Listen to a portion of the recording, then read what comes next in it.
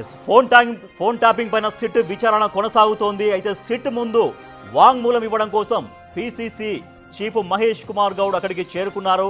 తన ఫోన్ని ట్యాప్ చేశారంటూ మహేష్ కుమార్ గౌడ్ ఆరోపిస్తున్నారు.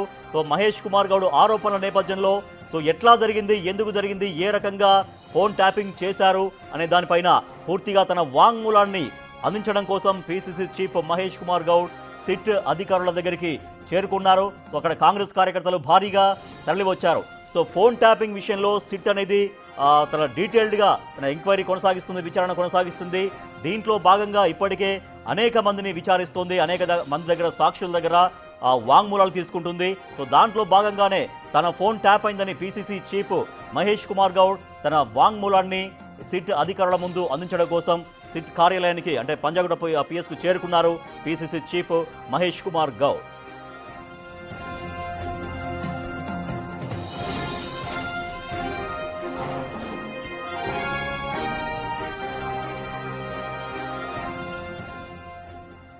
ఇక పిసిసి చీఫ్ మహేష్ కుమార్ గౌడ్ చేరుకున్నారు. తన వాంగ్మూలాన్ని ఫోన్ ట్యాపింగ్ విషయంలో తన వాంగ్మూలాన్ని అందించడం కోసం సిట్ అధికారులకు వివరించడం కోసం మహేష్ కుమార్ గౌడ్ చేరుకున్నారు. మా ప్రతినిధి సుజాత మరింత సమాచారం అందిస్తారు.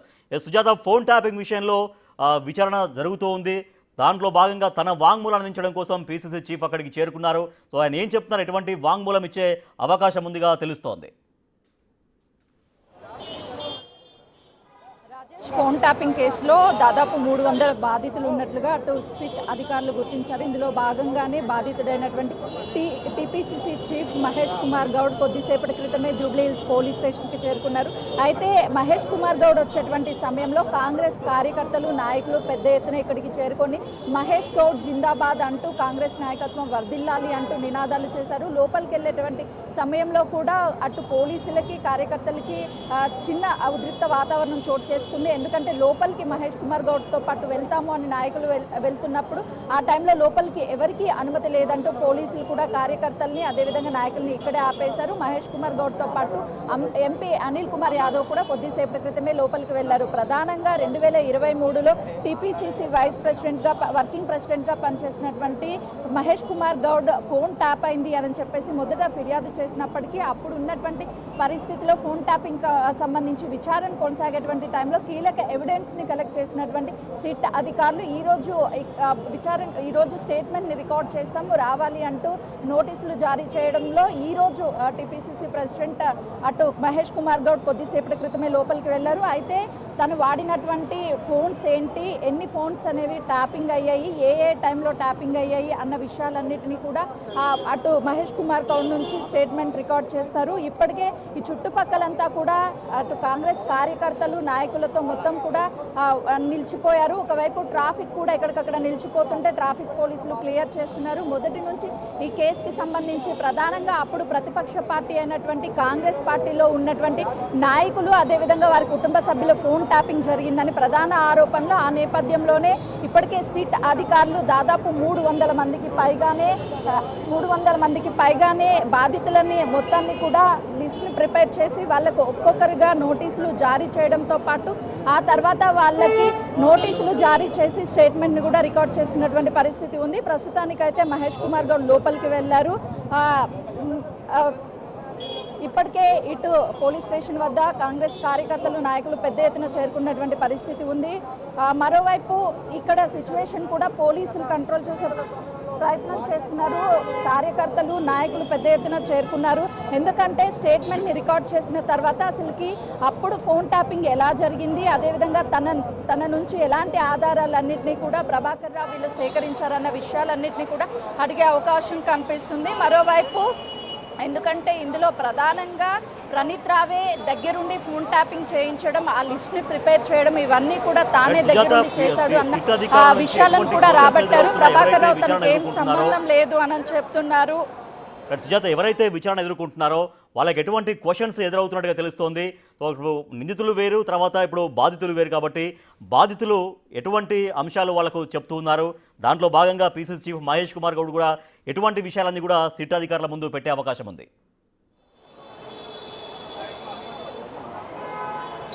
ప్రస్తుతానికైతే అటు ఇప్పటి వరకు కేవలము సిట్ అధికారులు ఈ కేసులో ఉన్నటువంటి ఫోన్ ట్యాపింగ్కి పాల్పడినటువంటి వ్యక్తుల్ని ప్రభాకర్ రావు కావచ్చు, అదేవిధంగా ప్రణీత్ రావు, రాధాకిషన్ రావు వీళ్ళందరినీ కూడా విచారించారు. ఎప్పుడైతే వీళ్ళని విచారించిన తర్వాత ప్రణీత్ రావు ఫోన్లో ఉన్నటువంటి డేటా ఆధారంగా 300 మంది బాధితుల్ని గుర్తించారు. ఆ టైంలోనే వాళ్ళందరి డేటా ఆధారంగా ఒక్కొక్కరికి నోటీసులు జారీ చేయడం, ఆ తర్వాత వాళ్ళని విచారించడం జరిగింది. ప్రధానంగా ఫోన్ ట్యాపింగ్ ఎప్పుడు జరిగింది, ఏ విధంగా జరిగింది, వాళ్ళకి ఎప్పుడు తెలిసింది ఫోన్ ట్యాపింగ్ జరిగిందనని ఎవరెవరి మీద అనుమానాలు ఉన్నాయి, వీటన్నిటినీ కూడా సిట్ అధికారులు అడిగినట్లుగా కూడా తెలుస్తుంది. కొద్దిసేపటి క్రితమే మహేష్ కుమార్ గౌడ్ లోపలికి వెళ్ళాడు కాబట్టి తను చెప్పేటువంటి సమాధానాల ఆధారంగా ఏ విధంగా ఫోన్ ట్యాప్ జరిగింది ఏంటి అనేది కూడా ఒక క్లారిటీ వచ్చే అవకాశం ఉంటుంది. ప్రస్తుతానికి ఇక్కడ చూస్తే పరిస్థితి అంతా కూడా కాంగ్రెస్ కార్యకర్తలు నాయకులతో మొత్తం లోపలికి వెళ్ళాలి అని చెప్పేసి అటు పోలీసులను అడుగుతున్నా పోలీసులు మాత్రం లోపలికి పంపించినటువంటి పరిస్థితి ఉంది. ఎందుకంటే ప్రధానంగా ఫోన్ ట్యాపింగ్కి సంబంధించినటువంటి వీళ్ళందరూ బాధితులు. మహేష్ కుమార్ గౌడ్తో పాటు కాంగ్రెస్ పార్టీలో చాలామంది అప్పుడు ప్రతిపక్ష నాయకుడైనటువంటి రేవంత్ రెడ్డి కుటుంబ సభ్యులతో పాటు బంధువుల ఫోన్లు కూడా ట్యాప్ జరిగాయని ప్రధాన ఆరోపణలు. కాబట్టి మరికొద్ది సేపట్లోనే అటు సరిత జెడ్పీటీసీ చైర్మన్ మాజీ సరిత కూడా మరికొద్ది సేపట్లో ఇక్కడికి వచ్చే అవకాశం ఉంటుంది. ఈ రోజు ప్రభాకర్ రావు విచారణ కూడా ఉంది కాబట్టి ప్రభాకర్ రావు 11 గంటల టైంలో వస్తారని మొదట భావించినప్పటికీ ఇప్పుడు లోపల ఆల్రెడీ మహేష్ కుమార్ గౌడ్ని స్టేట్మెంట్ని రికార్డ్ చేస్తున్నారు. ఈ టైంలో ప్రభాకర్ రావు వస్తే కొంత మేరకు పరిస్థితి ఉద్రిక్త వాతావరణంగా మారే అవకాశం ఉంటుంది. మరోవైపు సరిత కూడా మరికొద్ది సేపట్లో ఇక్కడికి వచ్చి తన స్టేట్మెంట్ ఇవ్వనున్నట్లుగా కూడా తెలుస్తుంది. ప్రధానంగా అప్పుడు కాంగ్రెస్ ప్రభుత్వం అధికారంలోకి వచ్చిన తర్వాతనే ఈ ఫోన్ ట్యాపింగ్కి సంబంధించి కీలక అంశాలన్నీ కూడా బయటికి వచ్చాయి. మొదటి నుంచి వాళ్ళు మా ఫోన్లు ట్యాప్ అవుతున్నాయని చెప్పినప్పటికీ కొంతమేరకు ఈ కేసుకి సంబంధించి నిర్లక్ష్యం వహించారు. ఆ తర్వాత కాంగ్రెస్ ప్రభుత్వం అధికారంలోకి రావడం, west zone DCP Vijay Kumar ఈ బాధ్యతలు చేపట్టిన తర్వాత సిట్కి సంబంధించినటువంటి ఒక కమిటీని ఏర్పాటు చేయడం, అందులో వెస్ట్ జోన్ డీసీపీ విజయ్ కుమార్తో పాటు ఏసీపీ అదేవిధంగా సిఐ వీళ్ళ కమిటీ సభ్యులంతా కలిసి ఈ కేసును కొంతమేరకు ముందుకు రప్పించే ప్రయత్నం చేశారు. ఈ కేసులో ప్రధానంగా అటు ఎవరైతే ప్రభాకర్ రావు ఉన్నారో ప్రభాకర్ రావుని విచారిస్తే కీలక అంశాలన్నీ కూడా వెలుగులోకి వస్తాయని భావించారు. ప్రభాకర్ రావు దాదాపు 15 నెలల పాటు ఎవరికి అందుబాటులో లేకుండా అమెరికా వెళ్ళిపోయారు. ప్రభాకర్ రావుని ఎట్టకేలకు హైదరాబాద్కి తీసుకొచ్చి ఇప్పటికే 3 సార్లు విచారించారు. ఈసారి 4వ సారి విచారించనున్నారు. ఒకవైపు బాధితులు ఇచ్చినటువంటి స్టేట్మెంట్ ఆధారంగానే అంటే వాళ్ళ ఫోన్లు ఎప్పుడు ట్యాప్ జరిగాయి, ఎన్ని ఫోన్లు ట్యాపింగ్ చేశారు, వాళ్ళకి ఏదైనా ఎలక్షన్ టైంలో బెదిరింపు కాల్స్ వచ్చాయా, లేదు అని అంటే డబ్బుల కోసం ఎవరైనా కాల్ చేసి బెదిరించారా, ఈ విషయాలన్నింటినీ కూడా సిట్ అధికారులు ప్రశ్నించనున్నట్లుగా కూడా తెలుస్తుంది. ఒకవైపు ఈ కేసుకి సంబంధించి ప్రధానమైనటువంటి పాత్రను వహించినటువంటి ప్రభాకర్ రావు కావచ్చు, ప్రణీత్ రావు, భుజంగ్ రావు, తిరుపతన్న, రాధాకిషన్ వీళ్ళందరినీ కూడా ఇప్పటికే విచారించారు. వాళ్ళు బెయిల్ మీద బయట ఉన్నారు, అరెస్ట్ అయినా కూడా. ప్రభాకర్ రావు మాత్రం ముందస్తుగా ఇటు అరెస్ట్ కాకుండా అతను కోర్టు నుంచి తీసుకొచ్చుకోవడం, ఆ తర్వాత తనని ఎప్పుడు విచారణకి పిలిచినా విచారణకి సిద్ధంగా ఉండి విచారణకి సిద్ధంగా ఉన్నాను, విచారణకి సహకరిస్తాను అని అంటూ ప్రభాకర్ రావు చెప్పారు. ఈ రోజు కానీ ప్రభాకర్ రావు అటు విచారణకు వస్తే ఒకవైపు బాధితులు, మరోవైపు బాధ్యులైనటువంటి ఫోన్ ట్యాపింగ్కి సంబంధించి వారిద్దరిని కూడా ఒకరు బాధితుల స్టేట్మెంట్ రికార్డ్ చేయడం, ఎవరైతే ఫోన్ ట్యాపింగ్కి పాల్పడినటువంటి ప్రధానమైనటువంటి నిందితుడు ఉన్నాడో ప్రభాకర్ రావు స్టేట్మెంట్ రికార్డ్, ఈ రెండు కూడా టాలీ చేస్తారు. ఒకవేళ ఖచ్చితంగా ఇందులో తను చెప్పేటువంటి సమాధానాలు పొందలేకపోతే మరొకసారి నోటీసులు ఇచ్చి వాళ్ళని విచారించే అవకాశం ఉంటుంది. రేపు ప్రణీత్ రావు కూడా విచారణకి హాజరయ్యే అవకాశం ఉంది. Right, thank you Sujatha. మాజీ ఎస్ఐబి చీఫ్ ప్రభాకర్ రావు విచారణ అనేది ఇంకా ఆయన ఎప్పుడు వస్తారనేటువంటి వార్తలు మాత్రం వస్తున్నాయి. సో మరోపక్క పిసిసి అధ్యక్షుడు మహేష్ కుమార్ గౌడ్ కూడా అక్కడికి చేరుకున్నారు, జూబ్లీహిల్స్ పోలీస్ స్టేషన్కి. తన ఫోన్ ట్యాప్ అయిందంటూ ఆయన చెప్తున్నారు. సో దానికి సంబంధించి ఆయన దగ్గర ఎటువంటి ఆధారాలు ఉన్నాయి, ఎట్లా ట్యాప్ జరిగిందని చెప్తున్నారో దానికి సంబంధించి పూర్తిగా వాంగ్మూలం సిట్ అధికారులకు ఇవ్వడం కోసం PCC chief Mahesh Kumar Goud Jubilee Hills police station దగ్గరికి చేరుకున్నారు. చాలా భారీగా కాంగ్రెస్ పార్టీ కార్యకర్తలు కూడా అక్కడికి చేరుకున్నారు. అయితే ఫోన్ ట్యాపింగ్ విషయంలో అటు నిందితుల్ని విచారిస్తున్నారు సిట్ అధికారులు.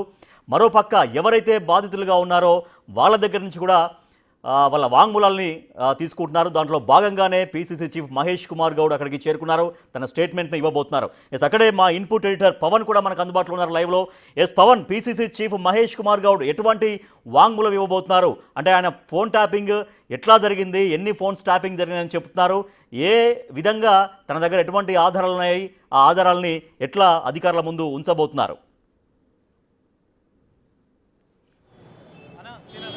యాక్చువల్లీ 2023 డిసెంబర్ కాంగ్రెస్ పార్టీ అధికారంలోకి వచ్చే కన్నా ముందు ఈ ఫోన్ ట్యాపింగ్ వ్యవహారం అంతా కూడా జరిగినట్లుగా గుర్తించారు. దీనికి సంబంధించి విచారణ చాలా ముమ్మరంగా జరుగుతుంది. ఒక పక్క ఇప్పటికే ప్రభాకర్ రావుతో పాటు ఈ కేసులో ఇతర నిందితులందరినీ కూడా విచారించారు. ప్రస్తుతం మనం విజువల్స్లో కూడా చూడవచ్చు. గద్వాల్ మాజీ జడ్పీ చైర్పర్సన్ సరితా తిరుపతయ్య కూడా వచ్చారు. ఆమె కూడా ఈరోజు సాక్షిగా వాంగ్మూలం ఇవ్వడానికి ఇక్కడికి జూబ్లీ హిల్స్ పోలీస్ స్టేషన్కు చేరుకున్నారు. మరి కాసేపట్లోనే సిట్ ఎదుట ఆమె హాజరై తన వాంగ్మూలాన్ని ఇవ్వను. అయితే వాస్తవానికి 6,000 మందికి పైగా ఫోన్లు గతంలో ట్యాప్ చేసినట్టుగా పోలీసు అధికారులు గుర్తించారు. వాళ్ళందరూ కూడా రాజకీయ ప్రత్యర్థులు, వ్యాపారవేత్తలు, ఇతరుల ఫోన్ నెంబర్లన్నీ కూడా ట్యాప్ చేసినట్లుగా ఇప్పటికే గుర్తించారు. అయితే ఇప్పుడు ఎవరైతే సాక్షులుగా వీళ్ళందరూ హాజరవుతున్నారో గతంలో వీళ్ళు అనేక సందర్భాలలో తమ ఫోన్లు ట్యాప్ అవుతున్నట్లు అనుమానాలు ఉన్నట్లుగా చెప్పారు తప్పించి ఎక్కడా కూడా దానికి సంబంధించిన స్పష్టమైన ఆధారాలు లేవు. కానీ ఇప్పుడు నేరుగా పోలీసులే వాళ్ళకి ఫోన్ చేసి మీ ఫోన్లన్నీ కూడా ట్యాపింగ్ జరిగాయి కాబట్టి మీరు దానిపైన మీరు స్టేట్మెంట్ ఇవ్వడానికి రావాలి అని కోరడంతో వాళ్ళందరూ కూడా ఇక్కడికి వస్తున్న పరిస్థితి. ప్రస్తుతం మనతో గద్వాల మాజీ జడ్పీ చైర్పర్సన్ సరితా తిరుపతి ఉన్నారు. ఆమె కూడా ఈరోజు సాక్షిగా తన వాంగ్మూలాన్ని ఇచ్చేందుకు జూబ్లీ హిల్స్ పోలీస్ స్టేషన్ దగ్గరికి వచ్చారు. చెప్పండి మేడం, మీకు ఎప్పుడు తెలిసింది మీ ఫోన్ ట్యాపింగ్ జరిగినట్టు? పోలీసులు మిమ్మల్ని పిలిచారో లేకుంటే మీకు ముందుగానే అనుమానం కలిగిందా మీ ఫోన్ ట్యాపింగ్ జరుగుతుంది అని? డిపార్ట్మెంట్ నుంచి బయటపడ్డాక తెలిసింది. బట్ మా ఇన్నర్గా జరుగుతున్న అన్నీ లీక్ అవుతున్న విషయం అయితే ముందు ఐడియా వచ్చింది. బట్ ఫోన్ ట్యాపింగ్ చేసి ఇట్లా చేస్తారని ఎక్స్పెక్ట్ చేయలేదు. అఫీషియల్గా ఎప్పుడైతే రిలీజ్ అయిందో అప్పుడే మాకు కూడా క్లియర్ అయింది. అంటే మా ఫోన్స్ కూడా ట్యాప్ అయినాయి. అప్పుడు ఇటు రాజకీయంగా అంటే మా కార్యకర్తలు కావచ్చు, మేము ఎవరిని మీట్ అవుతే నెక్స్ట్ డే వాళ్ళని అటు మలుపుకోవడము ఇవన్నీ బాగా జరిగినాయి.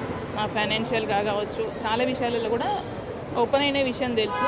బట్ తర్వాత ఫోన్ ట్యాపింగ్ జరిగింది అనేది నాది మా హస్బెండ్ ఇద్దరిది కూడా ఫోన్ ట్యాప్ చేసి ఇదే విషయం అందరూ కూడా చెప్తున్నారు. వాళ్ళకి గతంలో దీనికి సంబంధించిన ఎటువంటి ఆధారాలు లేవు. కానీ ఇప్పుడు పోలీసులు ఫోన్ ట్యాపింగ్ జరిగిందంటూ చెప్తున్నారు. దాదాపుగా 6,000 మందికి పైగా ఫోన్లన్నీ కూడా ట్యాప్ చేశారు. ఇందులో రాజకీయవేత్తలు ఉన్నారు, వ్యాపారవేత్తలు ఉన్నారు, ఇంకా అనేక మంది ఉన్నారు. వాళ్ళని ఫోన్ ట్యాపింగ్ చేయడం ద్వారా వాళ్ళ కదలికలు తెలుసుకోవడం, తద్వారా వాళ్ళని కట్టడి చేసే ప్రయత్నం గత బీఆర్ఎస్ ప్రభుత్వం చేసిందనేది ఈ ఫోన్ ట్యాపింగ్ వ్యవహారంతో ఇప్పుడు వీళ్ళందరూ కూడా సాక్షులుగా హాజరవుతున్న వాళ్ళు చెప్తున్న దాన్ని బట్టి స్పష్టమవుతుంది. ఇప్పటికే ఈ కేసులో అరెస్ట్ అయిన అటు భుజంగరావు కావచ్చు, తిరుపతయ్య, ప్రణీత్ రెడ్డి ప్రణీత్ రావు వీళ్ళందరూ కూడా అనేక సంచలన విషయాలను బయటపెట్టారు. విచారణలో వాళ్ళు ఏ రకంగా ఆదేశాలు వచ్చింది, తాము ఏమేమి చేసింది అంతా కూడా వివరంగా చెప్పారు. కానీ ప్రభాకర్ రావు మొదటి 2 సార్లు అటు తనకు కొంత విచారణకు సహకరించిన పరిస్థితి ఉంది. కానీ ఇప్పుడు ఆధారాలన్నింటినీ కూడా ముందు పెట్టి ప్రశ్నించడంతో ఆయన చెప్పక తప్పని పరిస్థితి అయితే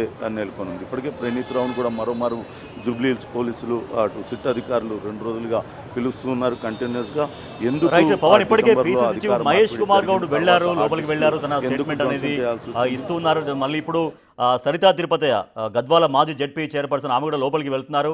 సో వీళ్ళ దగ్గర నుంచి స్టేట్మెంట్స్ తీసుకున్న తర్వాత ఎటువంటి స్టెప్స్ ఉండే అవకాశం ఉంది? మళ్ళీ వీళ్ళని పిలుస్తారా? మళ్ళీ వీళ్ళ దగ్గర నుంచి మరికొంత అదనపు సమాచారం తీసుకుంటారా అనేటువంటి ఇన్ఫర్మేషన్ ఉందా? అండ్ ప్రభాకర్ రావు వస్తున్నారా ఇవాళ విచారణ కోసం? వీళ్ళని సాక్షులుగా మాత్రమే వీళ్ళని పిలిచారు. వీళ్ళకి ఎదురైన అనుభవాలను అడిగి తెలుసుకుంటారు. అంటే పలానా తేదీ నుంచి పలానా తేదీ వరకు మీ ఫోన్ ట్యాపింగ్ జరిగింది, ఆ సమయంలో మీకేమన్నా అనుమానం కలిగిందా అని ఇప్పుడు మనతో మాట్లాడుతూ సరితా తిరుపతి చాలా స్పష్టంగా చెప్పారు. ఆ కొద్ది రోజుల్లో ఆమె ఎవరెవరితో మాట్లాడారు, ఆమె అనుచరులను కట్టడి చేయడం కావచ్చు, ఇటువంటి రాజకీయ కార్యకలాపాలను, రాజకీయ ప్రత్యర్థులను కట్టడి చేసేందుకు ప్రయత్నించారనేది స్పష్టమైంది. అదే విషయాన్ని ఇప్పుడు సిట్ ఎదురు కూడా వీళ్ళందరూ కూడా చెప్పే అవకాశం ఉంది. తాము ఎదుర్కొన్న తనకున్న అనుభవాలన్నింటినీ కూడా తాము ఎవరెవరిని కలవబోతున్నాము, తర్వాత ఏం చేయబోతున్నాం అనేది కూడా తెలుసుకొని ఎత్తుకు పై ఎత్తు అప్పట్లో బీఆర్ఎస్ నేతలందరూ కూడా వేశారు. దానికి సంబంధించిన వివరాలన్నింటినీ కూడా వీళ్ళు చెప్పే అవకాశం ఉంటుంది. ఇంకా ప్రభాకర్ రావు ఈరోజు విచారణకు హాజరు కాలేదు. మరి కాసేపట్లో ఆయన ఖచ్చితంగా విచారణకు హాజరు కావాల్సిందే. ఎందుకంటే ఒకవేళ విచారణకు హాజరు కాని పక్షంలో ఆయన సుప్రీంకోర్టు ఇచ్చిన ఆదేశాలను ధిక్కరించినట్లు అవుతుంది. ఖచ్చితంగా పోలీసులు ఎప్పుడు విచారణకు పిలిచినా విచారణకు హాజరు కావాల్సిన పరిస్థితి. ఒకవేళ ఆయన కనుక పవన్ ఇప్పటికే 3 సార్లు హాజరయ్యారు ప్రభాకర్ రావు. ఇవాళ జరగబోతున్న విచారణ, ఇవాళ ఆయన వస్తే కనుక ఆయన్ని విచారిస్తే ఎంత కీలకంగా ఈ విచారణ మారే అవకాశం ఉంది? ఎందుకంటే మిగిలిన వారందరినీ విచారించారు, వాళ్ళు అరెస్ట్ అయ్యారు, తర్వాత బెయిల్ పైన బయటకు వచ్చారు. సో ప్రభాకర్ రావు విషయంలో ప్రభాకర్ రావు ఇవాళ ఇచ్చేటువంటి స్టేట్మెంట్స్ అనొచ్చు, లేదంటే ఆయన ఇచ్చేటువంటి ఇన్ఫర్మేషన్ అనొచ్చు, ఎంత కీలకంగా మారబోతోంది? చాలా క్రూషియల్ పీరియడ్ అనే చెప్పాలి ఇది. ఎందుకంటే ప్రభాకర్ రావు విచారణలో చాలా కీలకమైన దశ ఇది. ఇప్పటిదాకా కూడా కొంత మొరాయించారు, తనకేం తెలియదు. గతంలో ఆయన కూడా పోలీస్ అధికారిగా పనిచేశారు, సుదీర్ఘంగా పోలీస్ సర్వీస్లో ఉన్నారు, ఇంటెలిజెన్స్లో పనిచేశారు. పోలీసులు ఎలా విచారణలో ఎలా విషయాలు రాబడతారు అనేది కూడా ఆయనకు పూర్తిగా అవగాహన ఉంటుంది. దాంతో కొంతవరకు ఆయన మొదట్లో విచారణకు అంతగా సహకరించలేదు, తనకు గుర్తులేదు, తాను ఎవరికి కూడా ఆదేశాలు ఇవ్వలేదంటూ చెప్పి తప్పించుకునే ప్రయత్నం చేశారు. కానీ ఎప్పుడైతే అటు కాల్ రికార్డ్స్ కావచ్చు, అట్లనే ఇతర నిందితులు భుజంగరావు, తిరుపతన్న, ప్రణీత్రావు ఇచ్చిన వాంగ్మూలాలను వాళ్ళన్నింటినీ కూడా ముందు పెట్టిన తర్వాత ఆయనకు చెప్పక తప్పని పరిస్థితి. కానీ తన అప్పట్లో ఉన్న ఉన్నతాధికారులు, అప్పట్లో డీజీపీగా ఉన్న మహేందర్ రెడ్డి కావచ్చు, అప్పట్లో ఇంటెలిజెన్స్ అధికారిగా ఉన్న అనిల్, వీళ్ళకి తెలిసే తాను చేశానంటూ ఇతర అధికారులను కూడా ఇరికించే ప్రయత్నం చేశారు. కానీ కొంతవరకు ఒప్పుకున్న పరిస్థితి. ఎస్ఓటీని కేవలం రాజకీయ ప్రత్యర్థుల్ని కట్టడి చేయడమే, రాజకీయంగా వాళ్ళ కదలికలు తెలుసుకోవడం కోసం ఇదంతా కూడా ఏర్పాటు చేశామని ఇప్పటికే అంగీకరించారు. హార్డ్ డిస్క్లు ఎందుకు ధ్వంసం చేయమని ఆదేశాలు ఇచ్చారంటూ ఆయన్ను ప్రశ్నించారు. దీనిపైన తాను ఎటువంటి ఆదేశాలు ఇవ్వలేదంటూ చెప్పారు. కానీ ప్రణీత్రావుని పదే పోలీసులు విచారించారు. ఆయన చాలా స్పష్టంగా చెప్పారు, అన్నీ కూడా ప్రభాకర్ రావు ఆదేశాల మేరకే తాము చేశాము. ప్రత్యేకంగా ఎస్ఓటీ ఏర్పాటు చేయడం కావచ్చు, ప్రత్యేక హాట్లైన్ ఏర్పాటు చేసుకొని వీళ్ళందరూ కూడా అక్కడక్కడ ఈ వార్ రూమ్స్ పెట్టుకొని ఎవరెవరిపైన నిఘా వేయాలో వాళ్ళందరినీ కూడా ఆ టార్గెట్స్ని టార్గెట్ చేయడం, వాళ్ళందరిపైన నిఘా పెట్టడం. అలానే టాస్క్ ఫోర్స్ ఓఎస్డీగా పనిచేసిన రాధాకిషన్ రావు, ఆయనకి కొంత సమాచారం చేరవేయడం, ఇవన్నీ కూడా పూర్తి వివరాలన్నింటినీ కూడా ఇప్పటికే వెల్లడించారు. ఇక ప్రభాకర్ రావు నుంచి తెలుసుకోవాల్సింది, ప్రభాకర్ రావుకు ఈ రాజకీయంగా వీళ్ళందరిపైన ఎవరు ట్యాపింగ్కి చేయమన్నారు ఏంటనేది అతని నుంచి వివరాలు రాబట్టవలసింది. ఒకవేళ ప్రభాకర్ రావు కనుక ఆ నోరు విప్పి ఎవరు తనకి ఆదేశాలు ఇచ్చింది అని చెప్తే మాత్రం అది తెలంగాణ రాజకీయాలలో పెను సంచలనం అవుతుంది. అప్పట్లో ఉన్న బీఆర్ఎస్ అగ్రనేతల ఆదేశాల మేరకే తాను ట్యాపింగ్ చేశానని చెప్తారా, లేకుంటే మరి ఏం చెప్తారా అనేది కూడా వేచి చూడాలి. ప్రస్తుతం అయితే ఇప్పుడు గతంలో చేసిన ట్యాపింగ్కి సంబంధించి ఆధారాలన్నింటినీ సేకరించిన సిట్ అధికారులు ఆధారాలన్నింటినీ ముందు పెట్టి ప్రభాకర్ రావును విచారిస్తున్న పరిస్థితి ఉంది. ఈరోజు ప్రణీత్రావును కూడా పిలిచారు. ప్రణీత్రావుతో కాన్ఫరెన్స్ చేపించే అవకాశం ఉంటుంది. అలానే ఇతర నిందితులు ఎవరైతే భుజంగరావు కావచ్చు, తిరుపతన్న, వాళ్ళతో కూడా కాన్ఫరెన్స్ చేయించి ఏ రకంగా మునుగోడు ఎన్నికల్లో ఏ రకంగా ట్యాపింగ్ వ్యవహారం నడిచింది, ఇవన్నీ కూడా వివరాలు తెలుసుకునే అవకాశం ఉంటుంది. అంతేకాకుండా ఇటీవలనే మంత్రిగా బాధ్యతలు చేపట్టిన ఒక ఎమ్మెల్యే మంత్రిగా బాధ్యతలు చేపట్టిన ఆయనకు సంబంధించి, ఆయనకు చాలా పెద్ద వ్యాపారాలు ఉన్నాయి, ఆయన చాలా పెద్ద పారిశ్రామికవేత్త. ఆయనకు సంబంధించి గతంలో జరిగిన అనేక ఉప ఎన్నికల్లో కూడా ఆయన పైన గట్టి నిఘా పెట్టారు. గతంలో జరిగిన హుజూరాబాద్ ఎన్నికల్లో కావచ్చు, అలానే ఆ తర్వాత ఇటీవల జరిగిన మునుగోడు ఎన్నికల్లో, మొన్న జరిగిన సారస్వతి ఎన్నికల కన్నా ముందు కూడా ఆయన మీద చాలా నిఘా పెట్టారు. ఆయనకు సంబంధించిన కంపెనీల్లో పనిచేసే ప్రతినిధులపైన నిఘా పెట్టారు. వాళ్ళందరి ఫోన్లు కూడా ట్యాపింగ్ చేసిన పరిస్థితి ఉంది. వీటిలన్నిటికీ సంబంధించిన ఆధారాలు ఇప్పటికే సిట్ సేకరించింది. వాటిని అన్నింటినీ ముందు పెట్టి ప్రభాకర్ రావును విచారిస్తున్నారు. ఖచ్చితంగా ఇది చాలా కీలకమైన విచారణ, కీలక మలుపు తిప్పే విచారణ. ఖచ్చితంగా ప్రభాకర్ రావు కనుక నోరు తెరిచి చెప్పినట్లయితే అది రాజకీయంగా పెను ప్రకంపనలు పుట్టించే అవకాశం ఉంటుంది. ప్రస్తుతం అయితే ప్రభాకర్ రావు రాలేదు, కేవలం టీపీసీసీ అధ్యక్షుడు అట్లనే సరితా తిరుపతయ్య వీళ్ళిద్దరు కూడా ఇక్కడికి వచ్చారు. వాళ్ళు తమ సాక్షిగా తమ వాంగ్మూలాన్ని ఇచ్చిన తర్వాత, వాళ్ళ స్టేట్మెంట్ నమోదు చేసిన తర్వాత వాళ్ళు వెళ్ళిపోతారు. వాళ్ళు వెళ్ళిపోయిన కాసేపట్లో అటు ప్రభాకర్ రావుతో పాటు ప్రణీత్రావు ఇద్దరు కూడా పోలీస్ స్టేషన్కి చేరుకునే